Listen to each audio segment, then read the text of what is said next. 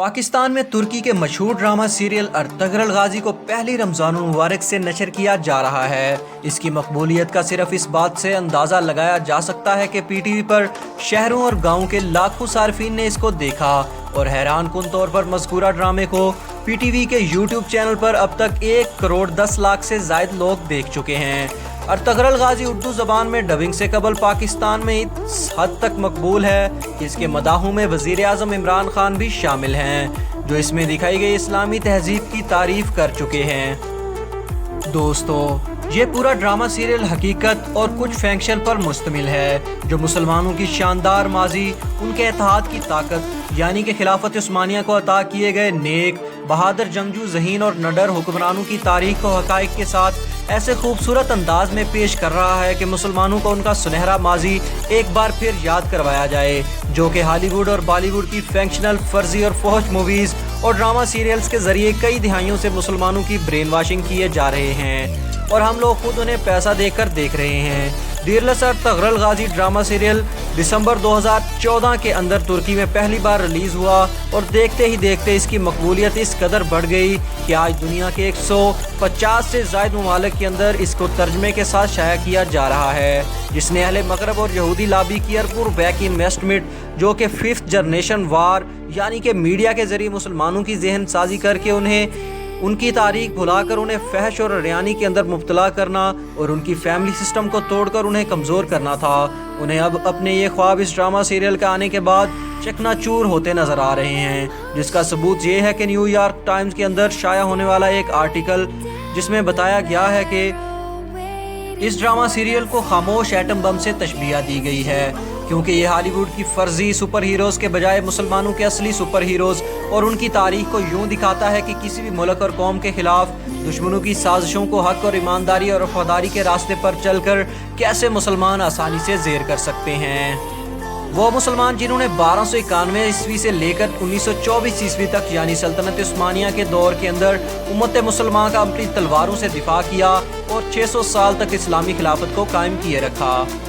अस्सलामुअलैकुम दोस्तों, आप देख रहे हैं फैक्ट्स वर्ल्ड और मैं हूं आपका दोस्त तनवीर हुसैन। आपको खुशामदीद कहता हूं फैक्ट्स वर्ल्ड के एक नए एपिसोड में। आज की एपिसोड में हम बात करेंगे ड्रामा सीरियल अर्तगरल गाजी के बारे में, कैसे खुफिया एजेंसियां और यहूदी लाबी इस ड्रामे को रोकने की कोशिश में हैं। चलो चलते हैं वीडियो की जानिब। अगर आपने अभी तक हमारे चैनल फैक्ट्स वर्ल्ड को सब्सक्राइब नहीं किया तो सब्सक्राइब करें और बेल आइकन को ज़रूर प्रेस करें। दोस्तों, उस्मानियों के जद्दे अमजद सुलेमान शाह थे, जो काई कबीले के सरदार थे और 12वीं सदी के आखिर में शुमाली ईरान के एक इलाके में आबाद रहे। रवायात के मुताबिक मंगोल हमलों के पेश नज़र देगर बहुत से कबाइल की तरह ये कबीला की गुलामी और तबाही से बचने के लिए इलाके की तरफ रवाना हुआ। सुलेमान शाह शाम में दाखिल हुए तो दरियाए फरात के किनारे वो डूब गए और इसके बाद इनके 2 बेटे वापस चले गए, जबकि अर्तगरल गाजी ने मगरब की जानिब अपना सफ़र जारी रखा और वो एनातोलिया में पहुंच गए। इस सरदार का नाम था अर्तगरल गाजी। जी हाँ, वही अर्तगरल गाजी जिस पर ये पूरी ड्रामा सीरियल मौजूद है। ये 100 खानदानों और 400 घुड़सवारों पर मुश्तमिल एक छोटा सा लश्कर था। एनातोलिया के इलाके पर इस वक्त सल्जूकी हुकूमत कायम थी, जो बार बार इस वक्त की सुपर पावर्स के हमलों यानी कि रूमी फौज और तातारी यानी चंगेज़ खान की औलाद के हमलों की वजह से बहुत ज़्यादा कमज़ोर हो चुकी थी। सुल्तान अलब अरसलान जैसे अजीम हुक्मरान ने सल्तनत की बुनियाद रखी थी। जब अर्तगरल यहाँ पहुँचे तो इस वक्त भी सल्जूकी फ़ौज और रूमी फ़ौज की आपस के अंदर लड़ाई जारी थी। अर्तगरल ने इस वक्त कमज़ोर और हक का साथ देने का फैसला किया और सल्जूकी हुक्मरान अलाउद्दीन के कंधे से कंधा मिलाकर रोमियों से इस तरह से लड़े कि उन्हें भागने पर मजबूर कर दिया। जिसके बाद सुल्तान अलाउद्दीन ने खुश होकर अनातोलिया की मगरबी सरहदों को अर्तगरल और उनके ख़ानदान को देने का फैसला किया, जिसके बाद उन्हें अपने ज़ेरे अतात रहने वाला एक इत्तेहादी भी मिल गया। और वैसे भी अर्तगरल एक इंतहाई ज़हीन, ईमानदार और वफादार इंसान थे। वो हमेशा अलाउद्दीन के साथ हर बगावत के मौके पर कंधे से कंधा मिलाकर लड़ते रहे। फिर 1258 में अर्तगरल के यहाँ एक लड़का पैदा हुआ जिसका नाम उस्मान रखा गया। ये जहानत, इखलाक और वफादारी में अपने वालिद के ही हम पल्ला थे। इन्होंने ही आगे चलकर खिलाफत उस्मानिया को कायम किया, जिसकी बुनियादें सुल्तान अर्तगरल ने पहले ही रख दी थी। ایسی سلطنت جس کا مقابلہ کرنے کی طاقت یورپ اور ایشیا کے کسی فوج کے اندر نہیں تھی۔ سن 1300 عیسوی کے اندر تاتاریوں نے سلجوقی سلطنت پر حملہ کر دیا، جس میں سلطان علاء الدین مارے گئے اور اس طرح سے عثمان سلجوقی سلطنت کو چلانے کے لیے خود مختار ہو گئے۔ اسی موقع کا فائدہ اٹھا کر ترک سرداروں نے رومی سلطنت کے ساتھ مل کر سلجوقی سلطنت پر حملہ کر کے اسے ختم کرنے کا منصوبہ بنایا، جو کہ ان کی سب سے بڑی غلطی ثابت ہوئی، کیونکہ اس کے بعد عثمان نے ان کے ایک ایک کر کے تمام علاقے فتح کرنے شروع کر دیے۔ رومیوں نے بدترین شکست کے بعد تاتاریوں کو عثمانی سلطنت پر حملہ کرنے کے لیے اکسایا، جس کے جواب میں عثمان نے اپنے بیٹے اورحان غازی کو فوج دے کر بھیجا، جنہوں نے تاتاریوں کو ایسی عبرتناک شکست دی جن کے بعد ان کو دوبارہ حملہ کرنے کی جرات نہ ہوئی۔ سلطان عثمان کو موجودہ ترکی کے شہر بروسا میں دفن کیا گیا اور ان کے بیٹے اورحان غازی نے شہر کا محاصرہ کر کے اسے بھی فتح کر لیا اور یہاں پر اسلام کی تاریخ، ترویج اور اسلامی قوانین کو نافذ کر دیا گیا، جس کے بعد یہ فتوحات کا سلسلہ یوں بڑھا کہ عثمانیہ سلطنت 3 براعظموں تک پھیل گئی اور اس کی خلافت کا مرکز تھا ترکی۔ اس خلافت کے اندر موجودہ ترکی، آرمینیا، عراق، شام، اردن، فلسطین، بلغاریہ، یونان، مکہ اور مصر اور روس کے کچھ علاقے شامل تھے۔ یہ خلافت 1924 عیسوی تک قائم رہی۔ 1923 عیسوی میں پہلی جنگ عظیم کے بعد خلافت عثمانیہ کی مخالف اتحادی فوجیں یعنی کہ فرانس، برطانیہ اور امریکہ نے زبردستی ترکی کے سلطان کو گھیر کر ان سے ایک معاہدہ کیا۔ یہ 100 سالہ معاہدہ، جسے معاہدہ لوازان بھی کہتے ہیں، اس معاہدے پر مصطفیٰ کمال اتا ترک نے دستخط کیے اور یہ 100 سالہ معاہدہ ہو گیا۔ پہلی جنگ عظیم کے بعد برطانوی فوج نے اپنے ایک شاطر اور چالاک جاسوس کو عرب لوگوں کے اندر خلافت عثمانیہ کے خلاف بغاوت کے لیے کچھ اس طرح سے داخل کیا کہ وہ تمام دینی علوم، عرب کے رسم و رواج اور کمزوری سے اچھی طرح سے واقف تھا۔ اس کا نام تھا لارنس آف عربیہ اور اسی نے عربوں کا اعتماد حاصل کرنے کے بعد خود کو ان کا عالم بنا لیا۔ یہ عربوں سے کہنے لگا، کیا تم لوگوں میں غیرت نہیں ہے کہ تمہارے گھروں پر ایک غیر عرب لوگ حکومت کرتے آ رہے ہیں؟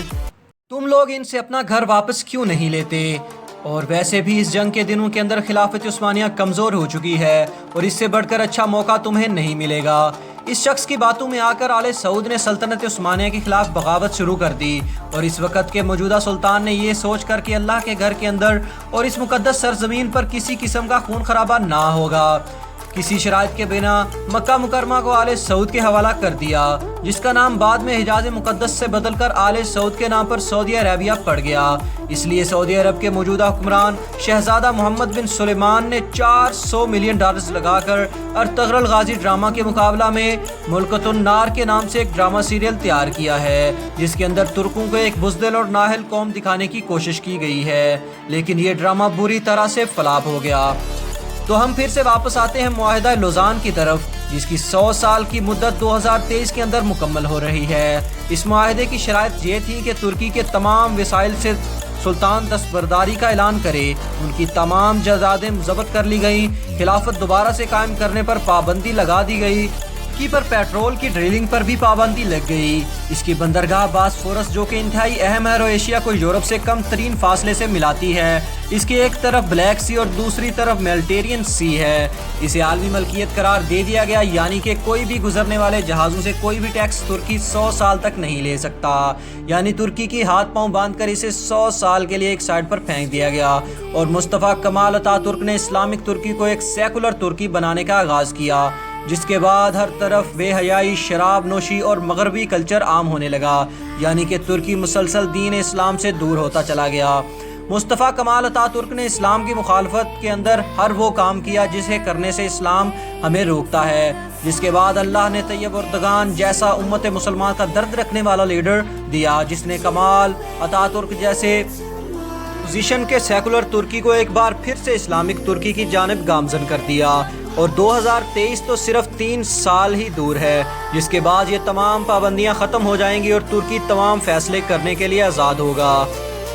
آج کا مسلمان اس تاریخ کے بارے میں بالکل بھی نہیں جانتا، اس لیے اس ڈرامے کو ختم کرنے کے لیے اوچھے ہتھ کنڈے استعمال کیے جا رہے ہیں، کس طرح سے اسے بدنام کر کے روکا جائے، جسے یہودی لوگ بھی دنیا بھر کے اندر اپنے مہروں کا استعمال کر کے اور اپنا اثر و رسوخ استعمال کر کے کسی بھی طرح اس ڈرامہ سیریل کو رکوانا چاہتے ہیں۔ دوستو، سلطنت عثمانیہ نے فتوحات اور جنگیں بھی اسلامی اصولوں پر لڑیں، قیدیوں کے ساتھ بھی وہی سلوک کیا جو اسلامی تعلیمات ہمیں سکھاتی ہیں۔ انہوں نے منگولوں کی طرح کھوپڑیوں کے مینار نہیں بنائے بلکہ صرف ان پر ہتھیار اٹھائے جن پر ہتھیار اٹھانے کی اسلام نے اجازت دی ہے۔ انہوں نے ہر ایک شہر فتح کیا، اسلامی قوانین کے مطابق چلایا، اقلیتوں کو بھی برابر کے حقوق دیے، عدل و انصاف قائم کیا، مسجد نبوی، گنبد خضرا، مسجد حرام کی جدید تعمیر و توسیع کی، امیر حمزہ رضی اللہ تعالیٰ عنہ کا مزار پرانوار بنایا گیا، مکہ مکرمہ تک ایک عظیم الشان نہر اور آقا دو جہاں صلی اللہ علیہ وآلہ وسلم کے مزار پرانوار کے گرد ایک سیسہ پلائی دیوار، مکہ مکرمہ تک ٹرین منصوبے،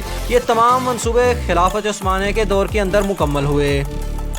دوستو، تاریخ کے اندر ارطغرل جیسے بہت ہی کم حکمران پیدا ہوئے ہیں اور ہماری تاریخ بھی ہمیں یہی سکھاتی ہے کہ جب تک ہم اسلامی اصولوں کو نہیں اپنائیں گے ہمارے پاس کتنی ہی طاقت ہو اور ہم جتنے بھی وسائل جمع کر لیں سب کے سب بیکار ہیں، کیونکہ جنگ صرف ہتھیاروں کے بجائے اصولوں اور حوصلے سے جیتی جاتی ہے۔ آج ہم مسلمان دنیا پر وہ عروج دوبارہ حاصل نہیں کر پائے کیونکہ ہم مجموعی طور پر اسلامی نظام سے محروم ہیں۔ اس وقت پوری امت مسلمہ پر یہ فرض ہے کہ اپنی استطاعت کے مطابق اسلامی نفاذ کے نظام کی کوشش کرے اور اپنا خود کا اتحاد قائم کرے، جسے اہل کفر نے یونائٹڈ نیشنز کی صورت میں مسلمانوں کے خلاف قائم کر رکھا ہے۔ اللہ تعالیٰ مجھ سمیت تمام مسلمانوں کو اس فریضے کے لیے قبول فرمائے۔ دوستو، آج کی ویڈیو آپ کو کیسی لگی کمنٹ باکس میں ضرور بتائیں، اور اگر آپ نے ابھی تک ہمارے چینل فیکٹس ورلڈ کو سبسکرائب نہیں کیا تو سبسکرائب کر لیں اور بیل آئیکن کو دبا دیں۔